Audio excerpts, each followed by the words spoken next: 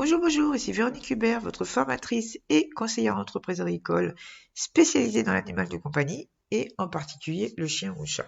Dans le cadre de notre futur guide dédié aux éleveurs débutants et aux futurs éleveurs et qui leur sera distribué gratuitement, nous allons aujourd'hui aborder un module important qui est celui de l'occasion que vous pourriez avoir d'acquérir un adulte, c'est-à-dire un jeune de 6, 8, 9 mois peut-être, voire un adulte bien fait, si je puis dire, de 2, 3 ou 4 ans.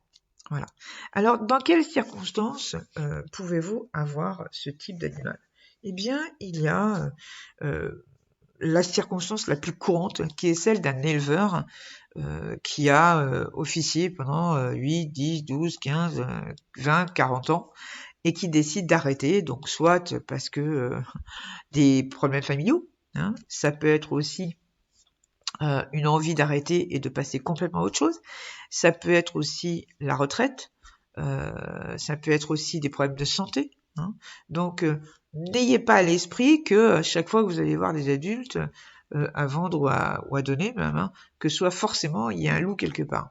Si un éleveur décide d'arrêter, c'est pas forcément parce qu'il a des problèmes, c'est même rarement parce qu'il a des problèmes. Quand tout va bien, que ce soit lui en tant qu'éleveur ou que ce soit au niveau de ses chiens ou de ses chats, il a absolument aucune raison de ne pas continuer. Donc cette circonstance-là est la meilleure finalement, puisque vous avez l'occasion d'aller choisir, hein, quand c'est possible, et que vous n'avez pas, 3 milliards de gens qui sont intéressés comme vous, hein, évidemment, mais vous avez surtout l'occasion d'avoir des animaux qui sont disponibles de suite, qui sont adultes de suite. On en parlera dans le chapitre suivant au niveau des avantages et des inconvénients. Donc ça, c'est une des circonstances. La deuxième circonstance, qui est plus grave évidemment, est celle du décès. Ça peut être celle d'un éleveur, comme ça peut être celle aussi d'un particulier dont la famille ne veut absolument pas récupérer les animaux, soit parce que c'est impossible à leur niveau, soit parce que le nombre est trop important. Donc c'est vrai que le décès ou d'un éleveur ou d'un particulier qui a plusieurs animaux qui sont adultes, qui sont entiers, et donc aptes à reproduire ou qui ont déjà reproduit, c'est un avantage certain et c'est une bonne occasion. Évidemment, comme on dit souvent, le malheur des uns fait le bonheur des autres. La seule difficulté qu'il peut y avoir, c'est que, eh bien, vous êtes pris au dépourvu, hein, c'est-à-dire que vous n'avez pas le temps de vous préparer l'idée de le faire, d'acquérir un adulte, mais là, c'est juste, on vous donne la nouvelle comme quoi, il y a des adultes à récupérer suite au décès et il faut faire surtout très vite. Voilà. Ensuite, vous pouvez avoir l'occasion d'avoir, admettons, un ami ou une amie ou de la famille qui est déjà dans l'élevage ou qui a envie de faire un projet avec vous et qui a l'occasion d'acquérir plusieurs animaux et qui ne peut pas, soit par rapport aux conditions sanitaires, soit par rapport à, soit financièrement éventuellement, prendre plusieurs animaux chez lui ou chez elle, et donc vous propose de faire l'acquisition d'un ou deux chiens ou chats, hein, avec lui ou avec elle, en même temps, parce que ce sont des adultes, justement. Alors, oui, excellente solution. Ça peut être aussi un éleveur qui vous propose un frère ou une sœur d'un animal qu'il a déjà gardé. Hein, donc ça veut dire qu'il l'a gardé pendant X mois et bon, c'est pas parce que l'autre a un problème, hein, c'est pas ça.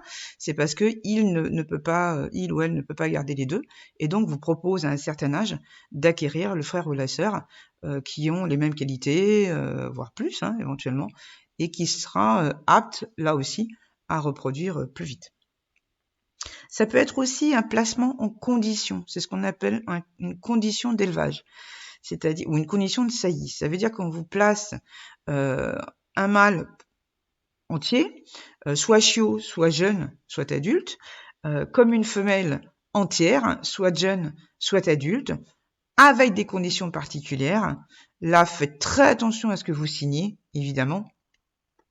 Hein, donc, ça peut être très très bien aussi. Ensuite, ça peut être quelque chose qui n'est pas courant en France.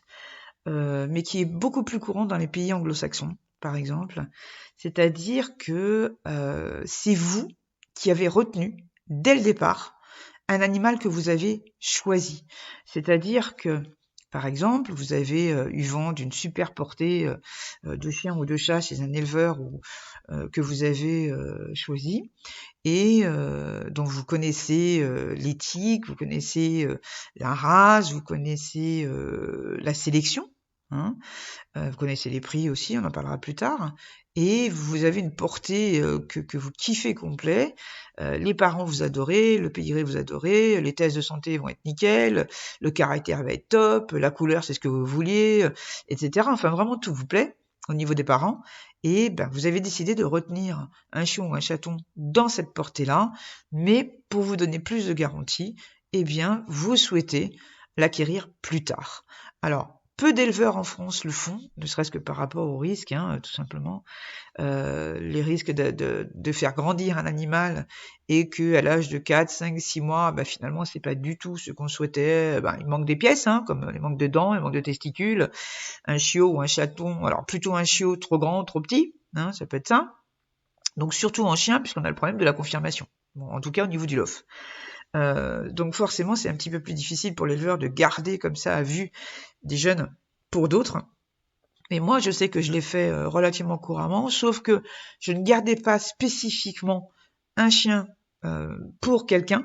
Par contre, je gardais quelques jeunes qui me plaisaient, dans des portées qui me plaisaient, je les laissais grandir.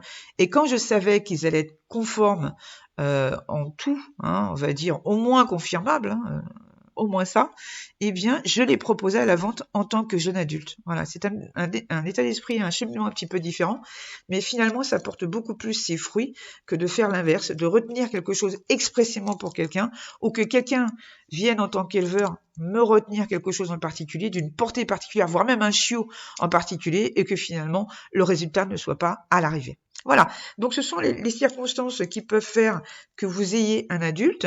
Je vous retrouve dans un chapitre prochain pour vous donner justement les avantages et inconvénients de ces circonstances-là. Je vous dis à très bientôt.